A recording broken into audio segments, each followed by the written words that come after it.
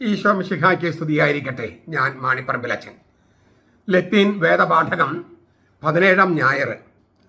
റോമാലേഖനം 8 അധ്യായം 28 മുതൽ 30 വരെ തിരുവചനങ്ങൾ. ദൈവത്തെ സ്നേഹിക്കുന്നവർക്ക്, അവിടുത്തെ നിശ്ചയപ്രകാരം വിളിക്കപ്പെട്ടവർക്ക് സകലവും നന്മയ്ക്കായി യോജിച്ച് പ്രവർത്തിക്കുന്നുവെന്ന് നാം അറിയുന്നു. അവിടുന്ന് മുന്നറിഞ്ഞവരെ തൻ്റെ പുത്രൻ അനേകം സഹോദരന്മാരിൽ ആദ്യജാതനാകേണ്ടതിന് അവൻ്റെ സ്വരൂപത്തോട് അനുരൂപരാകുവാൻ മുൻ നിശ്ചയിച്ചിരിക്കുന്നു. മുൻ നിശ്ചയിച്ചവരെ അവിടുന്ന് വിളിച്ചു, വിളിച്ചവരെ നീതിമൽക്കരിച്ചു, നീതിമൽക്കരിച്ചവരെ മഹത്വപ്പെടുത്തി.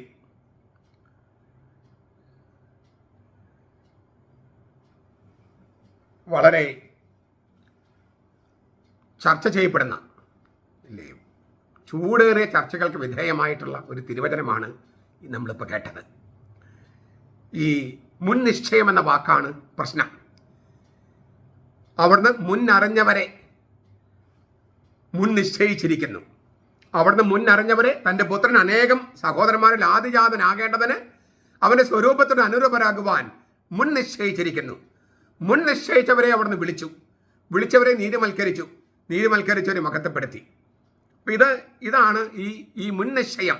ദൈവമെല്ലാം മുൻകൂട്ടി നിശ്ചയിച്ചിരിക്കുന്നു. അപ്പോൾ നമ്മൾ തലയിലെഴുത്ത്, തലയിൽ വരച്ച വര, വിധി എന്നൊക്കെ പറയുമല്ലോ. അങ്ങനെ പലപ്പോഴും പറയും, തലയിലെഴുത്ത് മാറ്റാൻ കഴിയില്ല, തലയിൽ വരച്ചത് നമുക്ക് മായ്ച്ചു കളയാൻ കഴിയില്ല എന്നൊക്കെ നമ്മൾ പറയും. ആ വിഷയമാണ് ഇവിടെ ചർച്ച ചെയ്യുന്നത്. ഈ ആദ്യം നമ്മൾ ഓർക്കേണ്ടത്, ഈ തൻ്റെ നിശ്ചയപ്രകാരം വിളിക്കപ്പെട്ടവർക്ക് ദൈവത്തിൻ്റെ നിശ്ചയം എന്നത് ദൈവം ആസൂത്രണം ചെയ്ത രക്ഷാ പദ്ധതിയാണ്. ദൈവം മുൻകൂട്ടി നിശ്ചയിച്ചെന്ന് പറയുന്നത് അവൻ മുൻകൂട്ടി ആസൂത്രണം ചെയ്ത രക്ഷാ പദ്ധതിയാണ്. അതാണ് ഒന്നാമതായി ഓർക്കേണ്ടത്. അത് എന്താണെന്ന് 29-30 വചനങ്ങളിൽ ഇങ്ങനെ വ്യക്തമാക്കിയിട്ടുണ്ട്. ഈ 28 വചനം നോക്കി, ദൈവത്തെ സ്നേഹിക്കുന്നവർക്ക്, അവിടുത്തെ നിശ്ചയപ്രകാരം വിളിക്കപ്പെട്ടവർക്ക് സകലവും നന്മയ്ക്കായി യോജിച്ച് പ്രവർത്തിക്കുന്നുവെന്ന് നാം അറിയുന്നു. അവിടുത്തെ നിശ്ചയപ്രകാരം എന്താണ് നിശ്ചയം? ദൈവം നിശ്ചയിച്ചിരിക്കുന്ന കാര്യം എന്താണ്? ദൈവം നിശ്ചയിച്ചത് രക്ഷാപദ്ധതിയാണ്.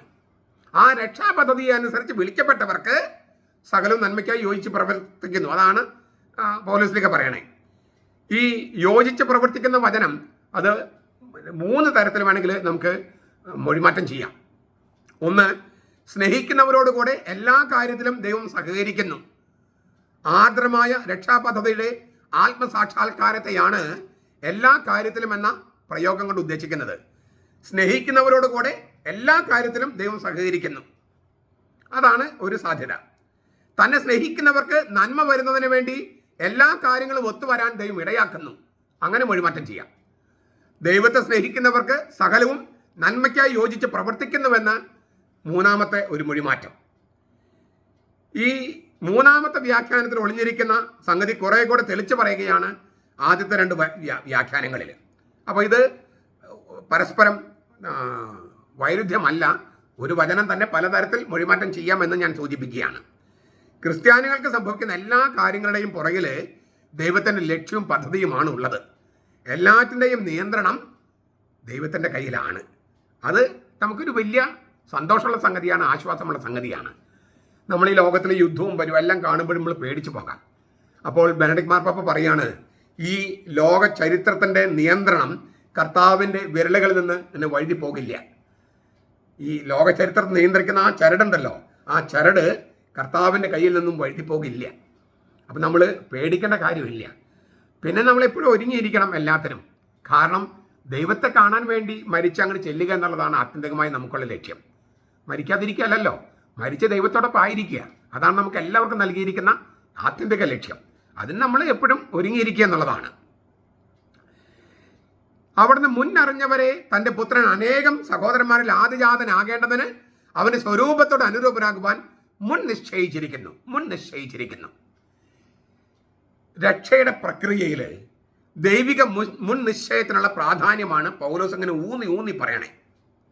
ഓരോ വ്യക്തിയെയും സംബന്ധിച്ച് ഇങ്ങനെ ഒരു പൂർവ്വ നിശ്ചയം ഉണ്ടെന്നോ, അതോ ക്രിസ്ത്യാനികൾക്ക് ദൈവത്തെ മൊത്തത്തിൽ ഇങ്ങനെ ഒരു മുൻ നിശ്ചയം ഉണ്ടെന്നാണോ പൗലോസ് ഉദ്ദേശിക്കുന്നത് എന്ന് ചോദിക്കാറുണ്ട്. ഒരുപക്ഷെ രണ്ടും പൗലോസ് ഉദ്ദേശിക്കുന്നുണ്ടാവും. വ്യക്തിപരമായ ഒരു മുൻ നിശ്ചയമുണ്ട്, ക്രിസ്ത്യാനികൾ എന്നുള്ള സംഘാതം, ആ സമൂഹത്തിന് മൊത്തത്തിലൊരു മുൻ നിശ്ചയമുണ്ട് എന്നൊക്കെ ഉദ്ദേശിക്കാം. ഇത് മനസ്സിലാക്കണമെങ്കിൽ എന്താണ് ഈ മുൻനിശ്ചയം എന്ന് മനസ്സിലാക്കണമെങ്കിൽ അതിൻ്റെ ഗ്രീക്ക് വാക്ക് പ്രോ ഹോറിറ്റ്സോ എന്നാണ്. പ്രോ ഹോറിറ്റ്സോ, തുടക്കം മുതലേ നിശ്ചയിക്കുക എന്നാണ് അതിൻ്റെ ഒരർത്ഥം. മുൻകൂട്ടി വിധി എഴുതുക എന്നൊരർത്ഥമുണ്ട്.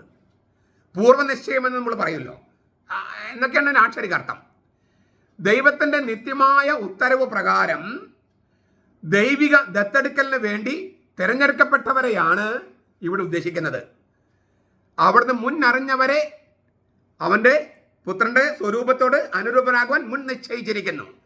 അതായത് ദൈവത്തിൻ്റെ നിത്യമായ ഉത്തരവ് പ്രകാരം ദൈവിക ദത്തെടുക്കലിന് വേണ്ടി തിരഞ്ഞെടുക്കപ്പെട്ടവരെയാണ് ഇവിടെ ഉദ്ദേശിക്കുന്നത്. എഫെസ്യ ലേഖനം 1:4 ആ സൂചനയുണ്ട്.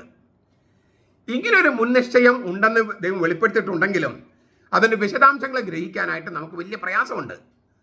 ഈശ്വര നിശ്ചയം അത് ദൈവഹിതമാണ് എന്നൊക്കെ വിശ്വാസികളും വിധി തലയിലെഴുത്ത് ശിരോലിഖിതം എന്ന് മറ്റുള്ളവരും ഇതിന് വിശേഷിപ്പിക്കാറുണ്ട്. നമുക്ക് ഉറപ്പിച്ച് പറയാവുന്ന സംഗതി എന്താണ്? ഓരോ സംഗതിയും എന്ത്, എങ്ങനെ, എപ്പോൾ ചെയ്യണമെന്ന് തീരുമാനിക്കാനുള്ള സ്വാതന്ത്ര്യം ദൈവത്തിനുണ്ട്. സങ്കീർത്തനം 135:6. എന്ത്, എങ്ങനെ, എപ്പോൾ ചെയ്യണമെന്ന് തീരുമാനിക്കാനുള്ള സ്വാതന്ത്ര്യം ദൈവത്തിനുണ്ട്. അവൻ്റെ അനുഗ്രഹം സ്വീകരിക്കണോ തിരസ്കരിക്കണോ അതിനുള്ള സ്വാതന്ത്ര്യം മനുഷ്യനുമുണ്ട്.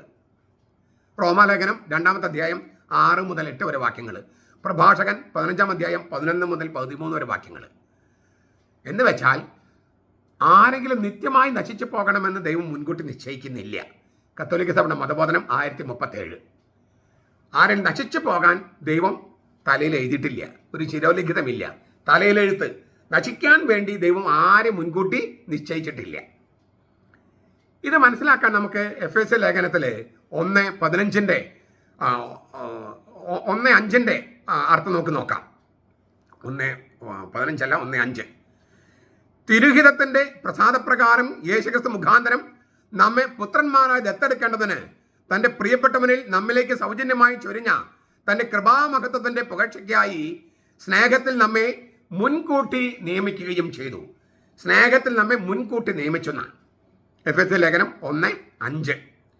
എന്താണ് ഈ മുൻകൂട്ടി നിശ്ചയിക്കുക എന്ന് പറഞ്ഞാൽ, മുൻകൂട്ടി നിയമിക്കുക എന്ന് പറഞ്ഞാൽ അവിടെ ഉപയോഗിച്ചിരിക്കുന്ന വാക്ക് പ്രോ ഹോറിറ്റ്സോ എന്നാണ്. മുൻകൂട്ടി നിശ്ചയിക്കുക, മുൻകൂട്ടി നിയമിക്കുക എന്നതിനൊക്കെ ഉള്ള ഗ്രീക്ക് വാക്ക് പ്രോ ഹോറിറ്റ്സോ. മുൻകൂട്ടി തീരുമാനിക്കുക, മുൻകൂട്ടി നിയമിക്കുക, മുൻകൂട്ടി നിർണയിക്കുക എന്നൊക്കെ അർത്ഥമുണ്ട്. ഈ ദൈവിക ദത്തെടുക്കലിന് വേണ്ടി ദൈവം നമ്മെ മുൻകൂട്ടി തീരുമാനിച്ച് തെരഞ്ഞെടുത്തു. ഓരോ വ്യക്തിയുടെയും വിധി മുൻകൂട്ടി നിശ്ചയിച്ചിരിക്കുന്നുവെന്നല്ല ഉദ്ദേശിക്കുന്നത്. ക്രിസ്തുവിലൂടെ രക്ഷിക്കപ്പെടുന്ന ദൈവമക്കളുടെ സാഹോദര്യത്തെ മുൻകൂട്ടി നിശ്ചയിച്ചുവെന്നാണ്. ഓരോ വ്യക്തിയുടെയും വിധി തലയിലെഴുത്ത് മുൻകൂട്ടി നിശ്ചയിച്ചെന്നല്ല അവിടെ എഴുതിയിരിക്കുന്നത്. മറിച്ച് ക്രിസ്തുവിലൂടെ രക്ഷിക്കപ്പെടുന്ന ദൈവമക്കളുടെ സാഹോദര്യത്തെ മുൻകൂട്ടി ദൈവം നിശ്ചയിച്ചിരിക്കുകയാണ്. ക്രിസ്തുവിൽ വിശ്വസിക്കുന്ന ഒരു സമുദായത്തിലൂടെയാണ്, തിരുസഭയിലൂടെയാണ് ദൈവം വ്യക്തികളെ രക്ഷിക്കുന്നത്. ഇതാണ് ഈ മുൻനിശ്ചയം കേട്ടോ. ക്രിസ്തുവിൽ വിശ്വസിക്കുന്ന ഒരു സമുദായത്തിലൂടെയാണ്, അതായത് കത്തോലിക്ക തിരുസഭയിലൂടെയാണ് ദൈവം വ്യക്തികളെ രക്ഷിക്കുന്നത്. മറ്റൊരു തരത്തിലും ദൈവത്തിന് വ്യക്തികൾ രക്ഷിക്കാൻ കഴിയില്ല എന്നല്ല അതിനർത്ഥം. അതല്ല ഉദ്ദേശിക്കുന്നത്. എന്നാൽ മനുഷ്യരുടെ രക്ഷയ്ക്കായി ക്രിസ്തു തന്റെ തുടർച്ചയായി ഭൂമിയിൽ സ്ഥാപിച്ചത് കത്തോലിക്ക തിരുസഭയാണ്. തീർച്ചയായും ഈ നിത്യമായ ഉത്തരവ് പുറപ്പെട്ടത് ദൈവത്തിന്റെ സ്നേഹത്തിൽ നിന്നാണ്. തിരഞ്ഞെടുക്കപ്പെട്ടവര് കൃപയാൽ രക്ഷിക്കപ്പെടുമ്പോൾ അത് സാവകാശം ചരിത്രത്തിൽ ഇതൾ വിരിയുന്നതിനാൽ അനശ്വരമായ ഈ ഉത്തരവ് പ്രാബല്യത്തിൽ ഇങ്ങനെ വന്നുകൊണ്ടിരിക്കും. പിന്നത് ആത്യന്തികമായി അവന്റെ ഈ ദൈവത്തിന്റെ തേജസ്സിലേക്ക് പ്രവേശിക്കും ചെയ്യും. അപ്പോൾ ഈ ഗലാത്യ ലേഖനം 4:5 അത് പറയുന്നുണ്ട്. ഈ ഈ നിത്യമായ ഉത്തരവ് പുറപ്പെട്ട ദൈവത്തിന്റെ സ്നേഹത്തിൽ നിന്നാണല്ലോ. അപ്പോൾ തിരഞ്ഞെടുക്കപ്പെട്ടവര് കൃപയാൽ രക്ഷിക്കപ്പെടുമ്പോൾ അത് സാവകാശം ചരിത്രത്തിൽ ഇങ്ങനെ ഇതൾ വിരിയും. അതാണ് ഗലാത്യ ലേഖനം 4:5 പറയണേ. അനശ്വരമായി പ്രാബല്യത്തിൽ ഇങ്ങനെ ഉത്തരവ് വന്നുകൊണ്ടിരിക്കും. പിന്നെ ആത്യന്തികമായി അതിനെ ദൈവത്തിന്റെ തേജസ്സിൽ കൊണ്ടുവരികയും ചെയ്യും. റോമാലേഖനം 8:23. രക്ഷയുടെ കാര്യത്തിൽ ദൈവത്തിന്റെ പരമാധികാരവും മനുഷ്യന്റെ സ്വാതന്ത്ര്യവും എന്നീ 2 വലിയ രഹസ്യങ്ങളെ മുറുകെ പിടിക്കുന്ന സിദ്ധാന്തമാണ് ദൈവിക മുൻനിശ്ചയം, പ്രീ ഡെസ്റ്റിനേഷൻ. അതിനാൽ നീതിയുടെ സൽപ്രവൃത്തികളിലൂടെ തങ്ങളുടെ തെരഞ്ഞെടുപ്പിനെ സ്ഥിരീകരിക്കുന്ന പ്രേരകമായിട്ടാണ് ഈ മുൻ നിശ്ചയത്തെ വിശ്വാസികൾ കാണേണ്ടത്. 2 പത്രോസ് 1:10. എല്ലാം തലവിധിയാണ്. എന്ത് ചെയ്തിട്ടും കാര്യമില്ല. വിധിച്ച പോലെ വരൂ, വരാനുള്ളത് വഴിയിൽ തങ്ങില്ല. ഇങ്ങനെ ആധ്യാത്മിക കാര്യങ്ങളോ ധാർമ്മിക പ്രവൃത്തികളോ ചെയ്യുന്നതിൽ യാതൊരു അർത്ഥമില്ല എന്നെല്ലാം കരുതുന്ന ദോഷൈക ദിക്കുകളാകരുത് നമ്മൾ. അത് ദൈവം ആഗ്രഹിക്കുന്നില്ല. പടച്ചൻ തലയിലൊരു വര വരച്ചിട്ടുണ്ടെന്നും അത് മാറ്റാൻ നമുക്ക് കഴിയില്ലെന്നും ചിലർ പറയുന്നു. എന്നാൽ ആരും നശിക്കാൻ വേണ്ടിയിട്ട് ദൈവം ആരുടെയും തലയിൽ ഒന്നും വരച്ചിട്ടില്ല. ദൈവം എല്ലാം മുൻകൂറായി നിശ്ചയിച്ചു വിട്ടുള്ളതിനാൽ നമ്മുടെ പ്രവൃത്തികൾക്ക് ഒരു കാര്യമില്ല. നല്ലോ ചീത്തയായിട്ട് ഒരു പ്രസക്തിയില്ലെന്ന് വിചാരിക്കരുത്. ഇപ്പം ചിലർ പറയാറില്ലേ, യൂദാസ് ഈശോയെ ഒറ്റക്കൊടുക്കണമെന്ന് ദൈവം നിശ്ചയിച്ചതാ, അത് മാറ്റാൻ യൂദാസിന് പറ്റുമോ? ഇങ്ങനെ ചിലർ ചോദിക്കും. യൂദാസ് നശിച്ചു പോകണമെന്ന് ഒറ്റക്കൊടുക്കണമെന്ന് ദൈവം മുൻകൂട്ടി തീരുമാനിച്ചിട്ടില്ല. അതല്ല മുൻകൂട്ടി നിശ്ചയിക്കുന്നത്. രക്ഷ പ്രാപിക്കുന്നവർ ഒരു സമുദായമായി തീരണമെന്നാണ് കർത്താവ് മുൻകൂട്ടി നിശ്ചയിച്ചത്. അല്ലാണ്ട് ഓരോരുത്തരും ഇല്ലേ അവർ ചെയ്യേണ്ട കാര്യങ്ങളും ചെയ്തിട്ട് കാര്യമില്ല, ദൈവം എല്ലാം തലയിൽ വരച്ചു വെച്ചിരിക്കുകയാണ്, പടച്ചോന്റെ വര മാറ്റാൻ കഴിയില്ല, അങ്ങനെയൊന്നും ബൈബിള് പഠിപ്പിക്കുന്നില്ല, കർത്താവ് പഠിപ്പിക്കുന്നില്ല. ദൈവത്തിന്റെ നിഗൂഢ പദ്ധതിയിലേക്ക് പ്രവേശിച്ച് അവിടെ എന്താണ് എഴുതി വച്ചിരിക്കുന്നത് കണ്ടെത്താൻ നമുക്ക് കഴിയില്ല. എന്നാൽ നമ്മുടെ രക്ഷയ്ക്ക് വേണ്ടി അവൻ വെളിപ്പെടുത്തിയ അനുശാസനങ്ങൾ നമുക്കറിയാം. അതാണ് ബൈബിള്. നിയമാവർത്തന പുസ്തകം 29:29. ഇസ്രായേലിയരുടെ തിരഞ്ഞെടുപ്പിൽ എന്ന പോലെ നമ്മുടെ യോഗ്യതകളോ അർഹതയോ നോക്കിയൊന്നും അല്ല കർത്താവ് തിരഞ്ഞെടുക്കണേ. കർത്താവ് നമ്മെ ദത്തെടുക്കുന്നതും. പക്ഷേ നമ്മൾ ദത്തെടുത്ത് നാം അവരിൽ വിശ്വസിച്ചാൽ ആ വിശ്വസിക്കുന്നവർ ഒരുമിച്ച് ഒരു കൂട്ടായ്മയാകും. ആ ദൈവമക്കളുടെ സാഹോദര്യം അത് ദൈവം മുൻകൂട്ടി നിശ്ചയിച്ചിട്ടുള്ളതാണ്. അപ്പോൾ ദൈവത്തിൻ്റെ പദ്ധതിയാണ് അവൻ മുൻകൂട്ടി ആസൂത്രണം ചെയ്തിരിക്കുന്നത്. ആ പദ്ധതിയിൽ നമുക്ക് ഓരോരുത്തർക്കും ഓരോ റോളുണ്ട്. ആ റോള് നമ്മൾ നിറവേറ്റണം. നമ്മുടെ റോളിനെ റദ്ദാക്കുന്ന തരത്തിൽ ദൈവം ഒരു കാര്യവും നശിച്ചു പോട്ടെ എന്ന് വിചാരിച്ച് ദൈവം തലയിൽ എഴുതില്ല. രക്ഷ പ്രാപിക്കാനുള്ള വഴികളെ അവൻ പറഞ്ഞിട്ടുള്ളൂ. അപ്പോൾ മുൻകൂട്ടി നിശ്ചയിക്കുന്നത് രക്ഷാ പദ്ധതിയാണ്. നമ്മുടെ സ്വാതന്ത്ര്യത്തെ ഹനിക്കാതെ തന്നെ ദൈവം ഈ സ്വാതന്ത്ര്യം, അതായത് സാഹോദര്യം, രക്ഷ പ്രാപിക്കുന്നവരുടെ ആ സാഹോദര്യം, അതിന് നമ്മൾ സഭ എന്ന് പറയണേ, അത് മുൻകൂട്ടി നിശ്ചയിച്ചിട്ടുണ്ട്. രക്ഷ പ്രാപിക്കാനായിട്ട് ദൈവം ഈ ഭൂമിയിൽ കണ്ടെത്തിയിരിക്കുന്ന വഴി തിരുസഭയാണ്. ക്രിസ്തുവിൻ്റെ തുടർച്ചയാണത്, എക്സ്റ്റൻഷനാണ്.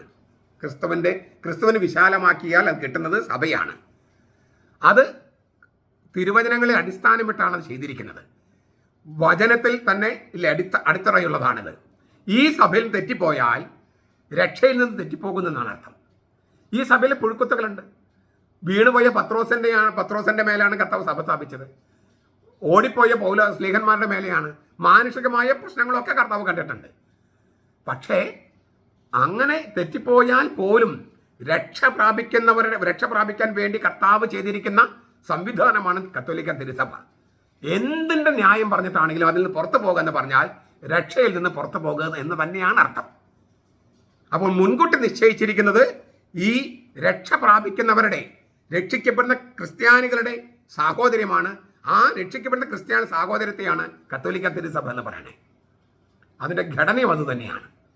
അതിൻ്റെ ആത്മാവെന്ന് പറയുന്നത് പരിശുദ്ധാത്മാവാണ്. കത്തോലിക്ക തിരുസഭയുടെ ഈ ആത്മാവെന്ന് പറയുന്നത് പരിശുദ്ധാത്മാവാണ്.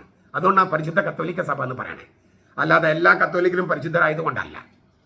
മാത്രമല്ല പരമപരിശുദ്ധനായ ക്രിസ്തു ഈ സഭയിൽ വസിക്കാൻ തിരുമനസ്സായി. അതുകൊണ്ടാണ് സഭ പരിശുദ്ധമായിരിക്കുന്നത്. ആ വസിക്കുന്നത് വളരെ മൂർത്ത രൂപത്തിലാണ്, വിശുദ്ധ കുർബാന തുടങ്ങിയ കൂദാശകളിലൂടെ.